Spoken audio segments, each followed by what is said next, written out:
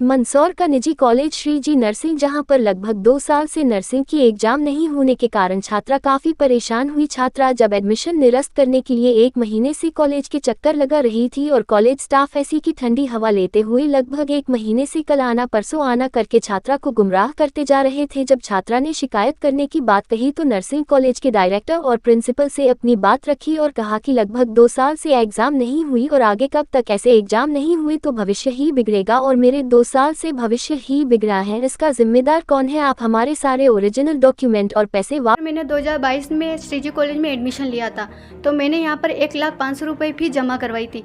तो सर ने मुझे नकली रसीद दे दी। तो मैंने सर से बोला कि सर मेरे नकली रसीद है, असली दो मुझे। तो सर ने बोला कि कल आना। मैं दोबारा वापस कॉलेज गई तो सर ने बोला बार बार परेशान क्यों कर रही है, तुम्हें टीसी देकर कॉलेज से निकाल देंगे, तुम्हारे पैसे भी वापस नहीं देंगे, तुम्हारा भविष्य खराब हो जाएगा। इस तनाव के कारण मैं 3-4 दिनों से कॉलेज नहीं गई। तो घर वालों ने मुझे ज़बरदस्ती कॉलेज भेजा कि जा तू कॉलेज। तो मैं नकली रसीद लेकर वापस गई। तो प्रिंसिपल सर के वहाँ गई मैं। तो मैंने प्रिंसिपल सर के ऑफिस में गई तो प्रिंसिपल सर ने मुझे अंदर नहीं आने दिया। मैं वापस इस परेशानी के कारण मैं कॉलेज से मैंने कहा मुझे इस कॉलेज में नहीं पढ़ना है। तो मैंने कहा कि डॉक्यूमेंट और मेरे पैसे वापस दे दो। तो सर ने बोला कि ठीक है। तो 1 महीने बाद 1 महीने से चक्कर कटवाए, ना ही मेरे डॉक्यूमेंट दिए और ना ही मेरे पैसे दिए। और मैंने कहा कि सर मेरे डॉक्यूमेंट और मेरे पैसे वापस दो। तो सर ने बोला कि डॉक्यूमेंट तो मैं दे दूँगा और पैसे वापस नहीं मिलेंगे। तो मैंने बोला सर क्यों? तो सर ने बोला कि हाईकोर्ट का निर्देश है कि 3 महीने से अगर बच्चा कॉलेज में पढ़ लेता है तो उसे पैसे वापस नहीं मिलेंगे। मैंने कहा सर हाईकोर्ट का अभी तक ये निर्देश नहीं आया। तो सर ने बोला कि तुम्हें जो करना है वो कर लो, तुम्हारे पैसे वापस नहीं दूंगा।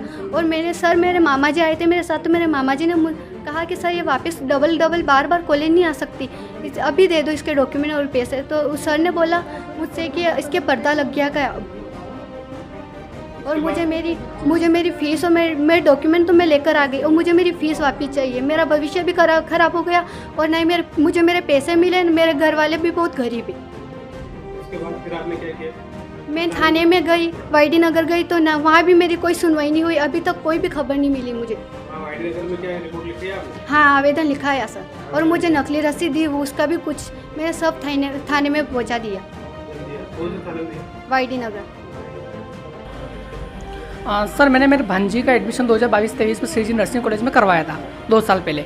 तो मैंने 2 साल पहले करवाया था तो 1,05,000 रुपये जमा करवाई हमने फीस रसीद। तो उन्होंने हमें नकली रसीद दी और जब मैंने पूछा सर नकली रसीद है असली रसीद, तो वो बोले कि कल देंगे। तो मेरी भांजी को मैंने बोला कि वह कल ले लेना, कोई दिक्कत नहीं है। तो बच्ची वापस 2 दिन बाद कॉलेज गई तो उन्होंने रसीद मांगी तो उन्होंने स्पष्ट मना कर दिया कि रसीद बाद में देंगे, बार बार परेशान मत करो।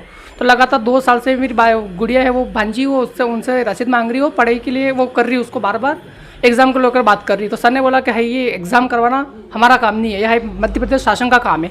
और उन्होंने पल्ला झाड़ते हुए बोल दिया कि हाई कोर्ट का निर्देश है, अगर कोई बच्चा अगर 3 महीने पढ़ लेता है तो उसको फीस वापस नहीं मिलती है। तो मैंने बोला सर हाई कोर्ट का निर्देश बताइए आप, कि वो ज़रूरत आने पे बताएंगे। तो 2 साल से सर एग्ज़ाम नहीं हो रही और ऊपर से हमें दीपक सैनी जी जो वहाँ के संचालक है वो हमें पल्ला झाड़ते हुए बोल रहे हैं कि हाई कोर्ट का निर्देश है, भैया हमें बताइए। मैं तो मीडिया के सामने बोलूँगा कि भैया मीडिया को बताइए, आप पूरा अपना जो भी है हाई कोर्ट निर्देश वो मीडिया के सामने बताइए।